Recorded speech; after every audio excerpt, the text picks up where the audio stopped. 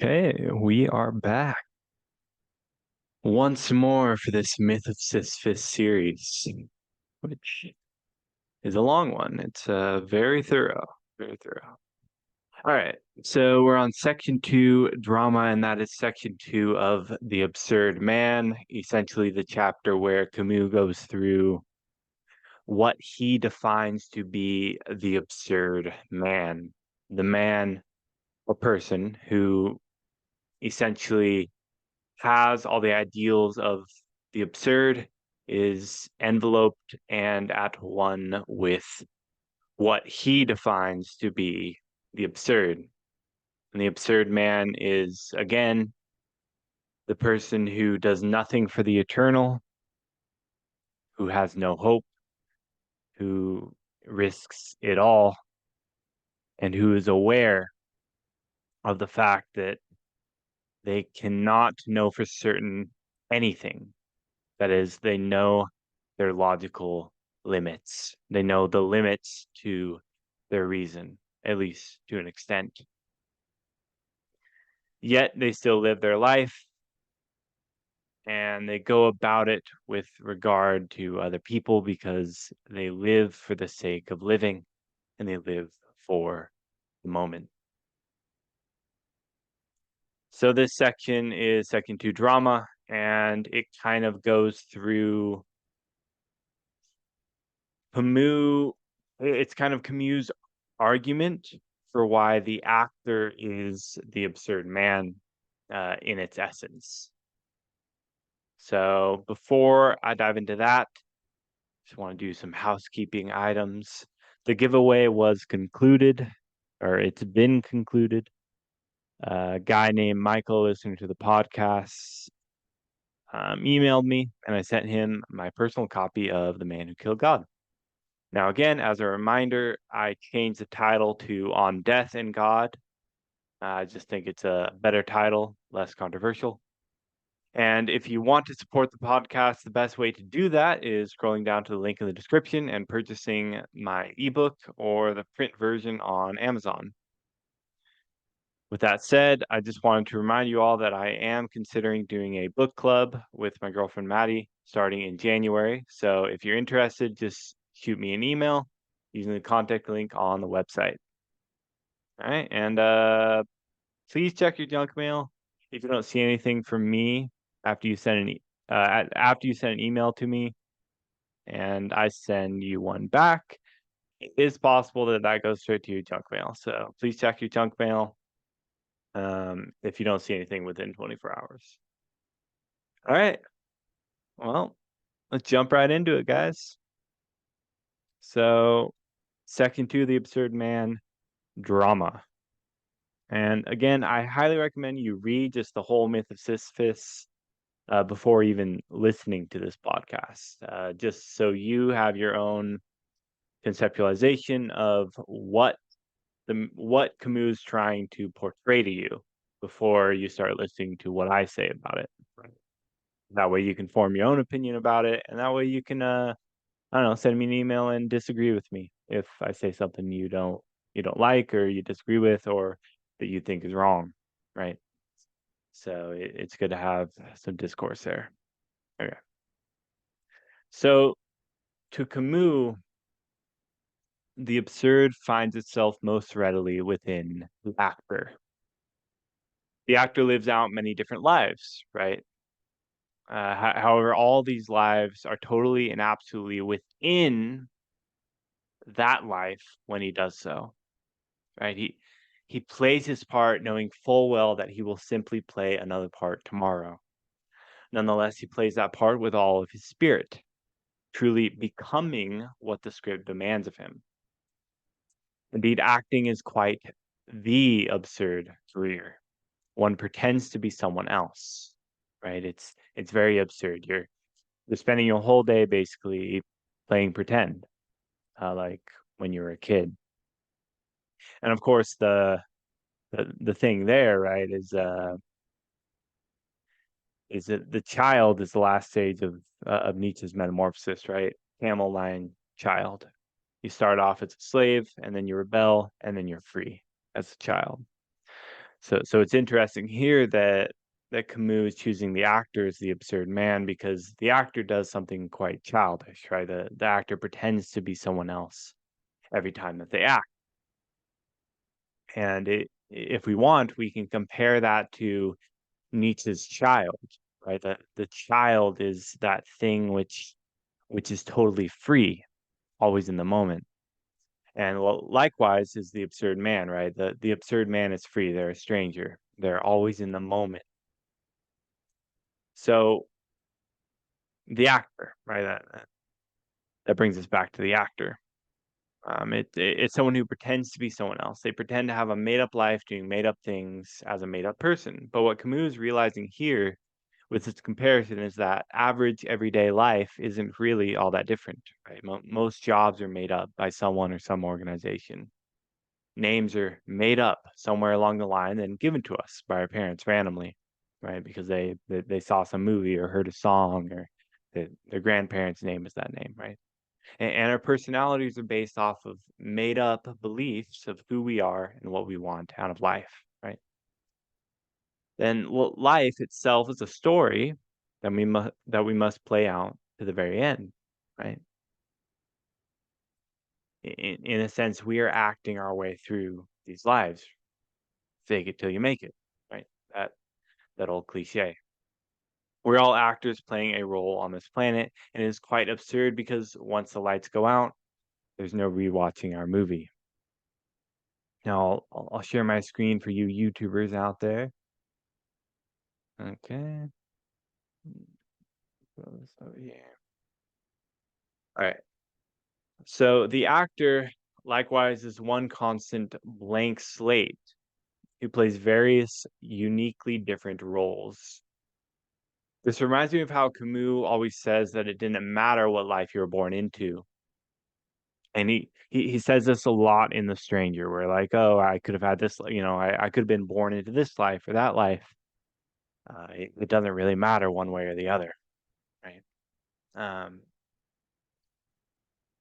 because it doesn't matter because you'll still be a thing experiencing reality. It's just a different side of reality.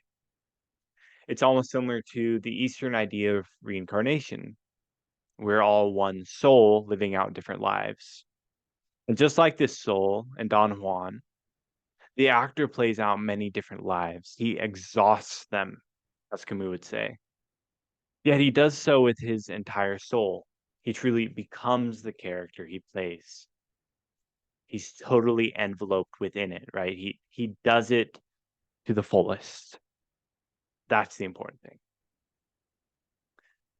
Quote, "The play's the thing," says Hamlet, "wherein I'll catch the conscience of the king." Catch is indeed the word, for consciousness moves swiftly or withdraws within itself. It has to be caught on the wing, at that barely perceptible moment when it glances fleetingly at itself. The everyday man does not enjoy tarrying. Everything, on the contrary, hurries him onward. But at the same time, nothing interests him more than himself, especially his potentialities. Whence his interest in the theater, in the show, where so many fates are offended him, are offered him, where he can accept the poetry without feeling the sorrow. End quote. So to understand the first bit of this, we need to get context on Shakespeare's Hamlet. In Hamlet, the title character's father is dead, but he thinks the king killed him. With that said, Hamlet puts events related to his father's death in a play in order to get a reaction on the king. Camus is saying that the ordinary man will watch a play and feel the message it is trying to portray without looking down on one's own life. They look at it and they can kind of like feel all the reactions, but they don't have that everyday normal repression that you might see in someone, right? Someone might cry looking at a play or laugh a little bit more, right? They let loose a little bit more. Now, if you watch a play that is eerily similar to your own life and, quote, nothing interests you more than yourself, then you'll certainly give a reaction. Yet this reaction may only happen for a moment, and it is in that moment that Hamlet is trying to catch the conscience of the king. And consciousness is fleeting. It either moves on to the next subject or introspects. This is where I'm reminded of Sisyphus. When Sisyphus walks down the hill, following his fallen boulder, he is in his moment of consciousness. At least that's what my professor called it. And I think that might be what Camus refers to it during the Myth of Sisyphus chapter. But we'll catch up on that later. This moment of consciousness is rare because the everyday man just keeps on moving to the next thing. Over and over again, he simply can't stop. His mind is constantly occupied with an endless stream of possible futures, while his body is engaged with attempting to reach those futures. The play puts these possible futures to a halt, and he is forced to look at other realities unlike his own, right? It is here that one can find the conscience of a human being. Looking outward at another life, one can finally see inward. Quote, there at least can be recognized a thoughtless man, and he continues to hasten toward some hope or other. The absurd man begins where that one leaves off, where, ceasing to admire the play, the mind wants to enter in. Entering into all these lives, experiencing them in their diversity, amounts to acting them out. End quote. So Camus is again saying that the absurd man seeks to exhaust and live out all possible lives. While the ordinary person will look at a play and admire it, the absurdist becomes the actors on the stage. Again, the absurd man is entirely and absolutely in the moment, since he does not live for an eternal ideal. With that said, the same applies to when he watches a play or a movie or TV show. He becomes entranced, and his imagination wanders to the actors on the stage, wrapping himself within the illusion of it all, right? The absurdist acts these lives out and exhausts them because it increases the quantity of their experience. Remember earlier when Camus said that what the absurd man cannot unify, he multiplies. He cannot have a unifying experience nor a unifying personality, so he must act out many different experiences and personalities. So I kind of want to ask here, maybe any of you have considered this. I just wonder, would the absurd man or absurd woman, would they lucid dream? Would they be lucid in their dreams? If they're always in the moment, would they even be aware that they're in a dream if they're in a dream? That's my question there, especially since I know on the last chapter I was kind of making a comparison to the absurdist kind of staying in the garden, or if they're in the matrix, they don't take the red pill, they stay in the matrix. And I'm wondering what your thoughts are. Maybe I'll leave it as a question in the episode for Spotify, or you can leave it in the comments on YouTube as to whether you think the absurd man would stay lucid in a dream or if they would leave the matrix. So let me know in the comments. We'll move forward. Quote, the actor's realm is that of the fleeting, of all kinds of fame. It is known his is the most ephemeral. And for those of you that don't know, ephemeral just means fleeting. I had to look it up, so so don't worry if you're lost there. Now, take this into context. Remember, this was written in the 1940s before movie stars and movies were really even a thing. With that said, actors were basically just famous during the plays they were in, not afterwards, right? So it was a very fleeting, ephemeral career and type of fame.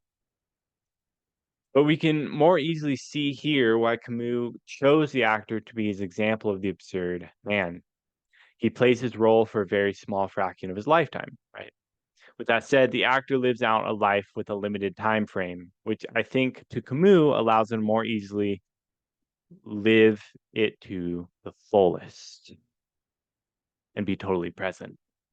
Following this, he clarifies, quote, all kinds of fame are ephemeral.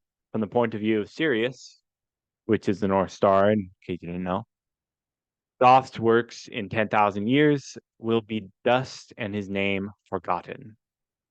Perhaps a handful of archaeologists will look for evidence as to our era. That idea has always contained a lesson. Seriously meditated upon, it reduces our perturbations to the profound nobility that is found in indifference. Above all, it directs our concerns toward what is most certain, that is, toward the immediate. Of all kinds of fame, the least deceptive is the one that is lived. End quote. Okay, so what he means is that the actor, quote, lives out his fame. And living out this fame is important to the absurd because it is certain and immediate fame, right? He is, in a sense, utilizing fame as an analogy for the everyday, immediate experience of life itself, right? It doesn't matter if you're famous in 100 years because, one, there's no guarantee of that. And two, that isn't your current reality. You're not going to experience that fame in the future. You're not going to experience an experience that you're imagining that's coming up in the future, right? Someday far off in the future, your existence will be nothing but a long lost memory of the Earth's, right? Nothing but dust in the wind. Quote, from the fact that everything is to die, someday he draws the best conclusion. An actor succeeds or does not succeed. A writer has some hope, even if he is not appreciated. For the actor, not to be known is not to act. Not acting is dying 100 times, with all the creatures he would have brought to life or resuscitated. End quote. So the actor must have fame because the entire purpose of acting is for other people to watch you act, right? You're putting on a show for other people. You're an entertainer. You're supposed to bring to life another reality for people to gaze into. In a sense, this is the absurd creation in which Camus is speaking of. The absurd man, again, multiplies what he cannot unify. That is, the absurd man creates. And the actor, unlike the writer, must create their realities for a live audience who's directly in front of them. There is no hope in this. There is only the current experience, the current act in which they play. Even for the people in the play, they can only experience it while watching the play, right? That is, for both the actor and the audience, the experience is fleeting. But he makes a comparison to the writer here, right? The writer eternalizes their mind through the words they write on the page. After that, they can only really ever hope for fame, but likely never experience it themselves, right? And hope, if you're hoping for something, again, remember, if you have hope, you can't be absurd. There is no hope with the absurd because the absurdists only basically they don't hope because they have limits to their reason, right? They're not going to believe something that they have no proof of. They're not going to believe something that they can't know for certain, right? And they can't know for certain anything, right? So that there is no hope for the absurdist, and therefore, if you're a writer, you can't be absurd because you're writing things in hopes of this future world. You're not living in the moment. You're living for the future in which someone will eventually read your work. So the writer attempts to immortalize themselves, which is very much not absurd. Writing amounts to permanently etching one's ideas onto a piece of paper, or at least until the paper itself decomposes. The actor has no future, and the writer only has a future. Obviously, we can see the irony here because Camus is a writer. However, he idolizes plays and actors because he himself was a playwright at one point. Now, what comes to mind here is the Hadza tribe of Africa. The Hadza people are one of the last hunter-gatherer tribes left on the planet. When kids here were given the opportunity to draw pictures on paper, they drew their pictures, and no matter how good it was, they got rid of it. Why? Because looking at their drawing sometime in the future made absolutely no sense to them. Now is the only reality that matters. So these people create things, admire them, and let them go. So too is what the actor does. And I wanted to take a step back because in the podcast with Jamal, we discussed the similarities between Buddhism and absurdism, right? So the fully realized Buddhist, or the Buddha, say, he would experience feelings, and then let them go, right? The enlightened one is not emotionless. They're very emotionful, right? They have lots of emotions and they express their emotions, but after expressing them, they let them go. Likewise, it's what the absurd man does, right? The absurd man has emotions, expresses them, and then lets them go. Or in the case of creating art, the absurd man would create their art and then let it go, right? They have no use looking for it or looking at it in the future. So for the actor to not act is to let all the possible roles they could have played go unplayed.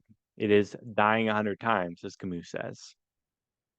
It is what Rousseau said to the chaplain when he referred to him as living as a dead man. If you live this life without experiencing it now, if you don't live for the now, then it will be as if you never lived at all. Right? Okay. So Camus explains how the actor is much like the traveler who, quote, drains something and is constantly on the move, end quote.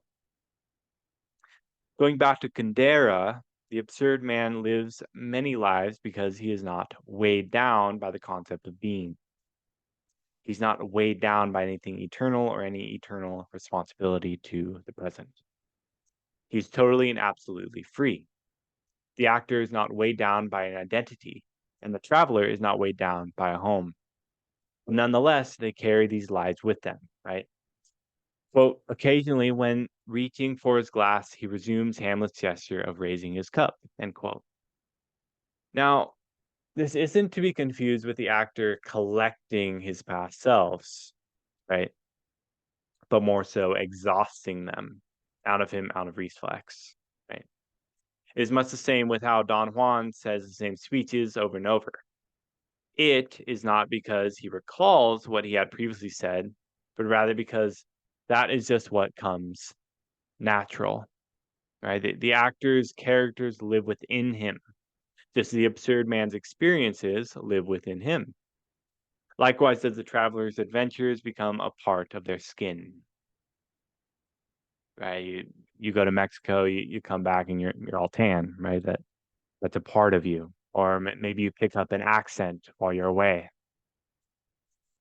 Quote, always concerned with better representing, he demonstrates to what degree appearing creates being. For that is his art. To simulate absolutely, to project himself as deeply as possible into lives that are not his own. At the end of his effort, his vocation becomes clear, to apply himself wholeheartedly to being nothing or being several, end quote.